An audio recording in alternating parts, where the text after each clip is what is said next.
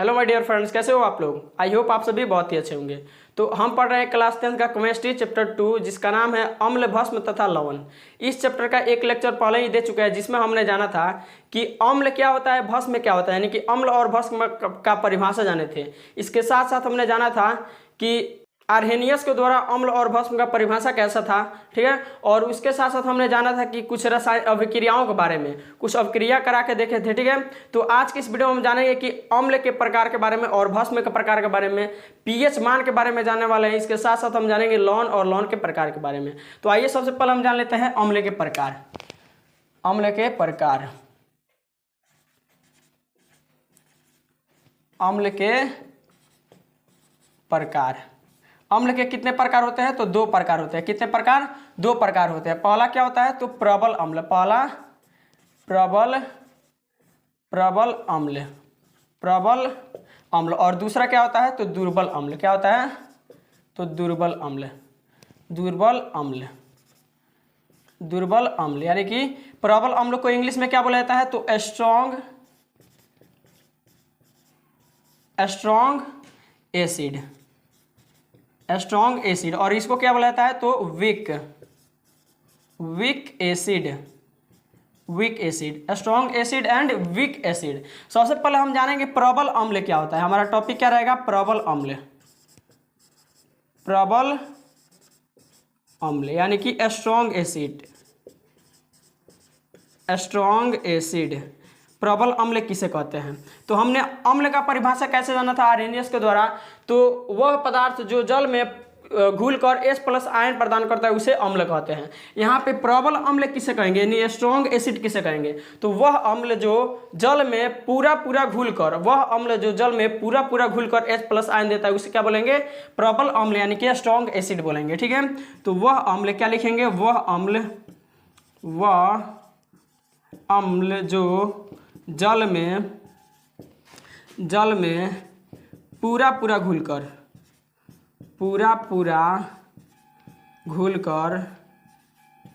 वह आप क्या बोलेंगे? वह अम्ल जो जल में पूरा घुलकर H+ आयन यानी कि हाइड्रोजन आयन देता है, ठीक है।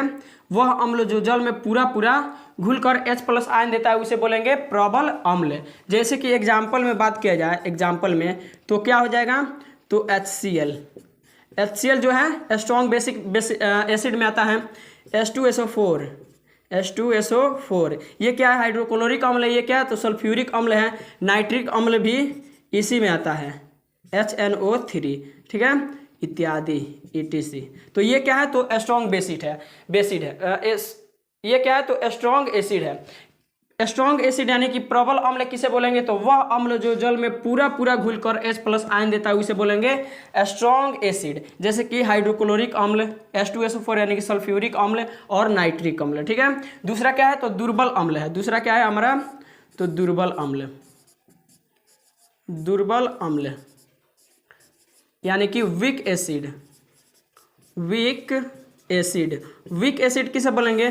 तो वह अम्ल, ये क्या था? तो पूरा घुलकर H+ आयन देता था। लेकिन इसमें क्या हो जाएगा? इसका अपोजिट, वह अम्ल जो जल में आंशिक रूप से घुलकर, H+ आयन देता है उसे क्या बोलेंगे? तो वीक एसिड बोलेंगे। वह अम्ल जो क्या लिखेंगे? वह अम्ल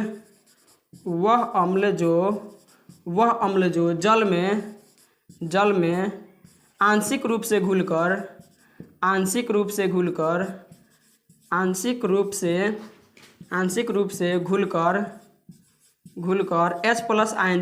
H+ आयन देता है, वह अम्ल जो जल में आंशिक रूप से घुलकर H+ आयन देता है उसे बोलेंगे दुर्बल अम्ल, ठीक है। जैसे कि एग्जाम्पल में बात किया जाए तो क्या हो जाएगा? एग्जाम्पल जैसे कि CH2OH, ये हो जाएगा। फिर से क्या हो जाएगा? तो एक और एग्जाम्पल ले लेते हैं, जैसे HCOOH2, टू, ये सब जो है ना बड़े बड़े दिख रहे हैं, ये क्या है, तो दुर्बल अम्ल होते हैं। तो हमने क्या जाना कि अम्ल दो प्रकार के होते हैं, कौन कौन, तो दुर्बल अम्ल और प्रबल अम्ल। प्रबल अम्ल किसे कहते हैं, तो वह अम्ल जो जल में पूरा पूरा घुलकर H+ आयन देता है उसे बोलेंगे प्रबल अम्ल। और दूसरा क्या था, दुर्बल अम्ल यानी कि वीक एसिड, किसे बोलेंगे, तो वह अम्ल जो जल में आंशिक रूप से घुलकर H+ आयन देता है उसे बोलेंगे दुर्बल अम्ल, जैसे कि CH2OOH और HCOOH2, ये सब क्या होते हैं, दुर्बल अम्ल होते हैं। इसके बाद अब हमें जानना है कि भस्म के प्रकार, अम्ल के हम प्रकार देख लिए, अब भस्म के प्रकार जानने वाले हैं। भस्म के प्रकार,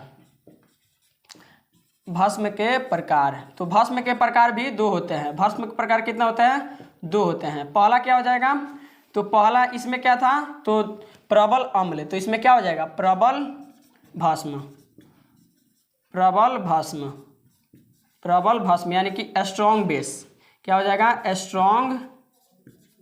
स्ट्रॉन्ग बेस। दूसरा क्या हो जाएगा, तो दुर्बल भस्म, दुर्बल भस्म यानी कि वीक बेस, वीक बेस। पहला क्या है, तो प्रबल अम्ल यानी कि स्ट्रॉन्ग बेस, एंड दूसरा क्या है, दुर्बल भस्म, क्या है, वीक बेस, ठीक है। तो पहला क्या है, प्रबल भस्म यानी कि स्ट्रॉन्ग बेस, और दूसरा क्या है, दुर्बल भस्म यानी कि वीक बेस, ठीक है। तो इन दोनों के बारे में पढ़ने वाले हैं। तो सबसे पहले ये जान लेते हैं कि प्रबल अम्ल क्या होता है। तो इसका डिफिनेशन नहीं लिखेंगे, आप ऐसे वीडियो को पॉज करके लिख सकते हैं, ठीक है। प्रबल भस्म किसे बोलेंगे, तो वह भस्म जो जल में पूरा पूरा घुलकर OH- आयन देता है। जल में क्या होता है, तो पूरा पूरा घुलकर OH- आयन देता है, उसे बोलेंगे प्रबल भस्म यानी स्ट्रॉन्ग बेस। दूसरा क्या हो जाएगा, तो वह वह भस्म जो जल में आंशिक रूप से घुलकर OH- आयन देता है उसे दुर्बल भस्म बोलेंगे।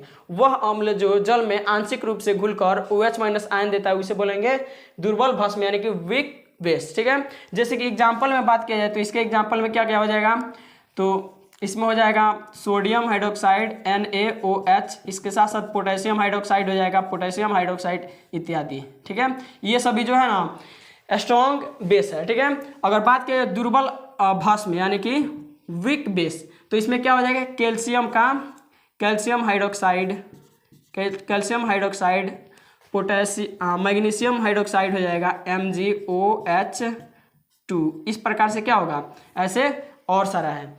तो हमने क्या जाना सबसे पहले कि अम्ल कितने प्रकार के होते हैं, तो अम्ल दो प्रकार के होते हैं। पहला कौन, तो प्रबल अम्ल यानी कि स्ट्रॉन्ग एसिड, दूसरा दुर्बल अम्ल यानी कि वीक एसिड। प्रबल अम्ल किसे बोलेंगे, तो वह अम्ल जो जल में पूरा पूरा घुलकर H+ आयन देता है उसे प्रबल अम्ल बोलेंगे। दुर्बल अम्ल किसे बोलेंगे, यानी वीक एसिड, वह अम्ल जो जल में आंशिक रूप से घुलकर जो है H+ आयन देता है उसे दुर्बल अम्ल बोलते हैं, ठीक है। इसके बाद हमने जाना कि भस्म कितने प्रकार के होते हैं। भस्म दो प्रकार के होते हैं। पहला क्या होता है, तो प्रबल भस्म, और दूसरा दुर्बल भस्म यानी कि strong base and weak base. सबसे पहला क्या था, तो प्रबल भस्म। प्रबल भस्म किसे बोलेंगे, तो वह भस्म जो जल में पूरा पूरा घुलकर OH- आयन देता है उसे बोलेंगे प्रबल भस्म, जैसे सोडियम हाइड्रोक्साइड, पोटेशियम हाइड्रोक्साइड और सारा है, ठीक है। दूसरा क्या था, दुर्बल जो है भस्म, किसे बोलेंगे, वह भस्म जो जल में आंशिक रूप से घुलकर OH- आयन देता है उसे बोलेंगे दुर्बल भस्म यानी कि वीक बेस, जैसे कि कैल्शियम का हाइड्रोक्साइड, मैग्नीशियम हाइड्रोक्साइड Mg, यहाँ पे क्या होगा, यहाँ मैग्नीशियम हाइड्रोक्साइड हो जाएगा, ठीक है। तो इस प्रकार से हमने जान लिया कि अम्ल क्या होता है। अम्ल हमने पिछले वीडियो में जाना था क्या होता है। अब हम जान लिए कि अम्ल और भस्म के कितने प्रकार होते हैं। तो आप इसका स्क्रीनशॉट लीजिए, इसको रफ करने वाले हैं हम।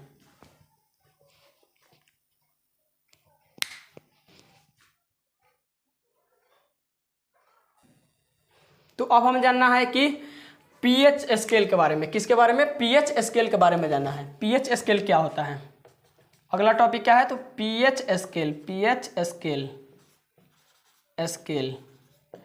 pH स्केल क्या होता है, तो pH स्केल का काम होता है पदार्थों को किसी भी विलयन का जो है अम्लीयता और क्षारीयता बताने का काम, ठीक है। pH स्केल का काम क्या होता है, तो किसी भी पदार्थ का या किसी भी विलयन का अम्लीयता और क्षारीयता बताने का काम होता है। तो इसका डेफिनेशन कैसे बोलेंगे pH स्केल के, तो विलयन की अम्लीयता तथा क्षारीयता बताने वाले स्केल को pH स्केल बोलेंगे। विलयन की क्या लिख सकते हैं यहाँ पे, तो इसको लिख लीजिएगा, विलयन की अम्लीयता तथा क्षारीयता बताने वाले स्केल को pH स्केल कहते हैं। आइए pH स्केल को हम बनाते हैं। यहाँ पे क्या करेंगे, ऐसे स्ट्रेट लाइन देंगे, ऐसे ऐसे एक सीधा लाइन हमने ले लिया। इस पर क्या होता है, 1 से 14 तक अंक होता है। यहाँ पे क्या होता है, 7 होता है, यहाँ पे 7, 8, 9, 10, 11, 12, 13 और इसको और आगे थोड़ा कर देते हैं 14। ठीक है, इधर भी क्या होगा, तो उतना डिस्टेंस ले लेंगे, 1, 2, 3, 4, 5, 6, यहाँ पे क्या हो जाए 6, 5, 4, 3, 2, 1। ठीक है, तो हमने यहाँ पे डिस्टेंस इतना ले लिया। और यहाँ पे देखिए क्या होता है, इसको ऐसे कर लेते हैं, ऐसे इसको ऐसे बना देते हैं, ऐसे हमने बना दिया। अब देखिए यहाँ पे नंबरिंग कर देते हैं, 6 हो जाएगा, 5, 4, 3, 2, 1 हो जाएगा।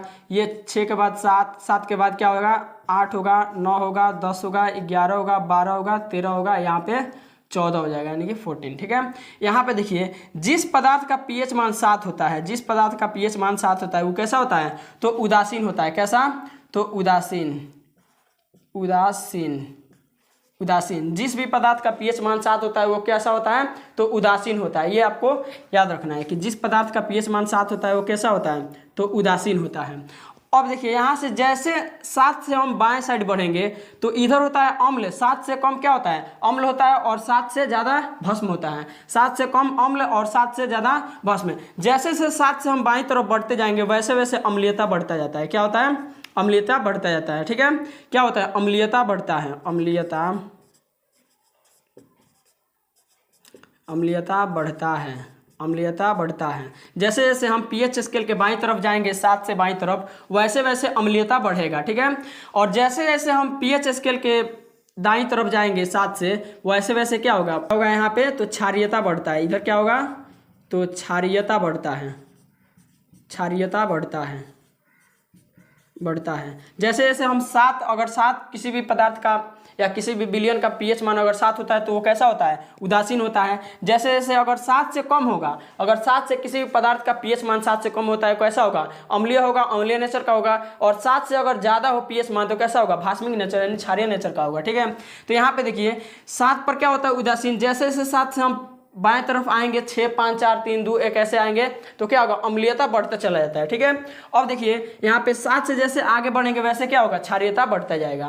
तो अगर आपसे पूछा जाए कि अगर किसी पदार्थ का pH मान 10 है तो वो उसका जो गुण है कैसा होगा, क्षारीय होगा या अम्लीय होगा, तो 10 है तो 7 से ज़्यादा है, 7 से ज़्यादा जैसे जाएगा वैसे क्या हो जाएगा, क्षार हो जाएगा। ठीक है, अगर किसी विलयन का जो pH मान है वो 4 है तो वो कैसा होगा, अम्लीय होगा या क्षारीय होगा, तो कैसा होगा, अम्लीय होगा, क्योंकि 7 से कम क्या होता है, अम्ल होता है, और 7 से ज़्यादा भास्मिक नेचर का जो है विलन होता है। ठीक है, तो हमने ये जान लिया कि pH स्केल क्या होता है। यहाँ पे pH निकालने का एक फॉर्मूला होता है, pH इज इक्वल टू क्या होता है, तो माइनस का लॉग, माइनस लॉग इंटू में H और प्लस। ठीक है, H प्लस होता है, आयन वाला जो है H प्लस यानी आयनिक जो होगा ना उसी का निकलेगा यहाँ से। pH is equal to minus का लॉग इंटू H प्लस होता है। तो आई होप ये सब आपको समझ में आएगा। pH स्केल क्या होता है, pH स्केल के बाईं तरफ जाएंगे तो अम्लीयता बढ़ता है, pH स्केल के दाईं तरफ जाएंगे यानी कि 7 से दाईं तरफ जाएंगे तो क्षारीयता बढ़ता है। ठीक है, अब हमें जानना है कि pH का हमारे दैनिक जीवन में उपयोग, pH का हमारे दैनिक जीवन में उपयोग। यहाँ पे अगला टॉपिक क्या डालते हैं, pH का हमारे दैनिक जीवन में उपयोग, दैनिक जीवन में उपयोग, दैनिक जीवन में उपयोग। pH का हमारे दैनिक जीवन में क्या उपयोग है। ठीक है, तो pH का हमारे दैनिक जीवन में देखा जाए तो सबसे पहले पाचन में pH का महत्व, पाचन में pH का महत्व, पाचन में pH का महत्व क्या है, तो पाचन में pH का महत्व, पाचन में pH का महत्व क्या है। तो अगर पाचन में pH का महत्व देखा जाए ना, तो जब हम भोजन को ग्रहण करते हैं तो हमारे आमाशय में एक जो है ना अम्ल का स्राव होता है जिसे हाइड्रोक्लोरिक अम्ल बोला जाता है। वह अम्ल जो है पाचन के क्रिया में मदद करता है। जब अपच के कारण क्या होता है, जब अपच हो जाता है हमारे पेट के अंदर यानी कि भोजन नहीं पचता है, उस समय हाइड्रोक्लोरिक अम्ल का ज़्यादा स्राव हो जाता है हमारे पेट के अंदर, जिसके कारण से क्या होता है, तो पेट में जलन सा महसूस होने लगता है और गैस बनने लगता है, उस समय में क्या करते हैं, तो एंटासिड का प्रयोग करते हैं, यानी इनो का प्रयोग करते हैं, जो कि एक क्षारीय होता है। हमारे पेट में अम्ल जो है, आमाशय में अम्ल का मात्रा बढ़ जाता है तो हम क्षारीय एंटासिड का उपयोग करते हैं, जिससे क्या होता है, तो अम्ल और भस्म में मिलता है तो उदासीन कर देता है, यानी कि जो है जलन और गैस की समस्या खत्म हो जाती है। दूसरा क्या हो जाएगा, तो दूसरा हमारे दैनिक जीवन में उपयोग क्या हो जाएगा, पीएच परिवर्तन का दांत पर प्रभाव। पीएच परिवर्तन का दांत पर प्रभाव, पीएच परिवर्तन का दांत पर प्रभाव। पीएच परिवर्तन का दांत पर प्रभाव कैसा पड़ता है, ठीक है। तो जब हम कोई मीठी चीज़ खाते हैं तब उसमें जो शक्कर मौजूद होता है ना, हमारे दांतों में चिपक जाता है। जब हम कोई मीठी चीज़ खाते हैं तो उसमें मौजूद शक्कर जो है हमारे दांतों पर चिपक जाता है, और हमारे मुख में जो बैक्टीरिया होते हैं वह उस पर क्रिया करके अम्ल का निर्माण कर देते हैं। क्या होता है, हमारे मुख में जो भी बैक्टीरिया हैं वो क्या करते हैं, तो उस पर क्रिया करके अम्ल का निर्माण कर देते हैं। तो हम क्या करते हैं, उस समय हम क्षारीय टूथपेस्ट का इस्तेमाल करते हैं, ठीक है। टूथपेस्ट कैसा होता है, तो क्षारीय नेचर का होता है, या हम नीम का दतवन का उपयोग करते हैं, ठीक है, क्योंकि अम्लीयता बढ़ जाता है हमारे दांतों के अंदर, उसको क्षारीय पदार्थ की जरूरत होती है। तो टूथपेस्ट जो इस्तेमाल में लाते हैं वो क्या होता है, क्षारीय होता है। अगला हमें क्या जानना है, तो अगला क्या हो जाएगा हमारे दैनिक जीवन में उपयोग, तो थकान के समय मांसपेशियों में दर्द। थकान के समय मांसपेशियों में दर्द, ऐसा होता है कि थकान के समय क्या होता है, थकान के समय मांसपेशियों में दर्द, मांसपेशियों में दर्द, थकान के समय मांसपेशियों में दर्द। जब हम कोई कार्य कर रहे होते हैं तो क्या होता है, हमारे मांसपेशियों में दर्द आ जाता है, ठीक है। क्यों आता है, तो देखिए जब हम आराम से बैठे रहते हैं तो पूरे तरह से, यानी कि जितना हमारे शरीर को ऑक्सीजन चाहिए उतना हमारे शरीर को मिलता है ऑक्सीजन, लेकिन जैसे हम कोई काम करने लगते हैं तो उस समय जो है हमारे शरीर को जितना ऑक्सीजन चाहिए उतना ऑक्सीजन मिल नहीं पाता है, यानी कि जल्दी जल्दी सांस लेने की वजह से क्या होता है, जितना हमारे शरीर को ऑक्सीजन चाहिए उतना नहीं मिल पाता है, जिसके कारण ग्लूकोज का ऑक्सीजन के अपर्याप्त उपस्थिति में विखंडन होता है, यानी कि ग्लूकोज जो है ऑक्सीजन के अपर्याप्त उपस्थिति में जितना चाहिए उतना नहीं मिलता है और वो टूट जाता है।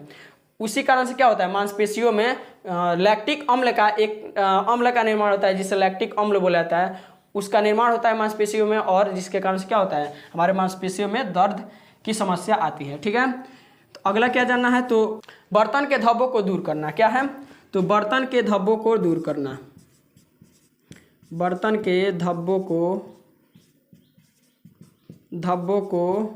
दूर करना, बर्तन के धब्बों को दूर करना। जब बर्तन में धब्बा जो होता है ना, जो धब्बा होता है वो होता है भास्मिक नेचर का, और उसको जब क्या करेंगे, नींबू के किसी एक टुकड़े से अगर उस पर रगड़ेंगे ना तो क्या होगा, वह धब्बा छूट जाता है, ठीक है। तो इतना ही जानना था बर्तन के धब्बे। मिट्टी का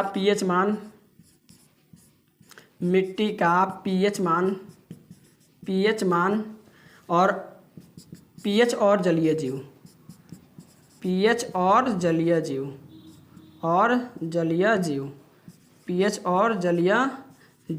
मिट्टी का पीएच मान, देखिए जब मिट्टी जो है उसका पीएच मान 7 के आसपास होता है तो उसमें फसल अच्छा उगता है। जब मिट्टी का पीएच मान 7 के आसपास होगा तो क्या होगा, उसमें जो भी पौधा उगेगा वो अच्छा उगेगा। लेकिन जैसे पीएच मान कम हो जाता है, जैसे 7 से कम होता है पीएच मान, वैसे क्या हो जाता है, खेतों में अम्ल की मात्रा बढ़ जाती है। खेतों में क्या होता है, अम्ल की मात्रा बढ़ जाती है। उस समय क्या होता है, कली चूना या भखरा चूना का उपयोग हम अपने खेतों में करते हैं। क्यों, क्योंकि अम्ल का मात्रा बढ़ता है और कली चूना जो होता है भास्मिक नेचर का होता है, अम्ल और भस्म मिलता है तो उदासीन कर देता है, ठीक है। तो यहाँ पे क्या हो जाता है, पीएच मान 7 हो जाता है। अगला क्या है, पीएच और जलीय जीव।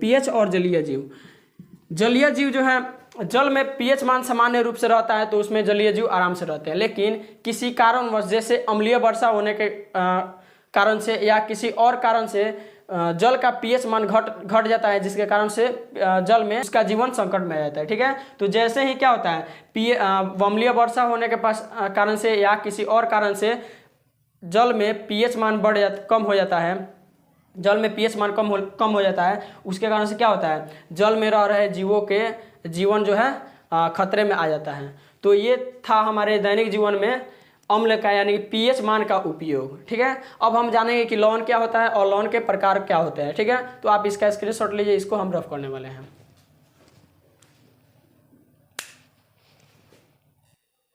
तो अब हमें जानना है कि लवण क्या होता है, यानी कि सल्ट। ठीक है, लवण,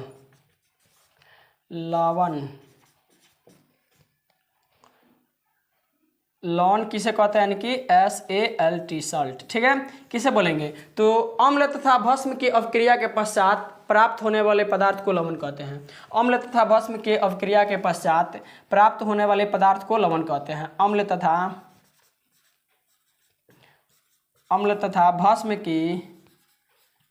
भस्म की क्रिया के पश्चात, अम्ल तथा भस्म की क्रिया के पश्चात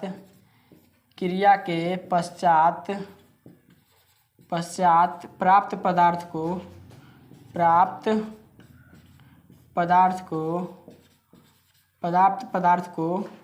क्या बोला जाता है, तो लवण बोला जाता है, लवण।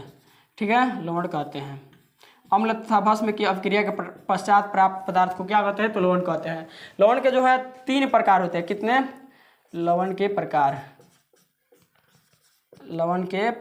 कितने प्रकार, तो कुल 3 प्रकार होते हैं। कितने प्रकार होते हैं, 3 प्रकार। पहला क्या हो जाएगा, सामान्य लवण। पहला क्या हो जाएगा, तो सामान्य लवण होगा। और दूसरा क्या हो जाएगा, तो दूसरा हो जाएगा अम्लीय लवण। दूसरा अम्लीय लवण,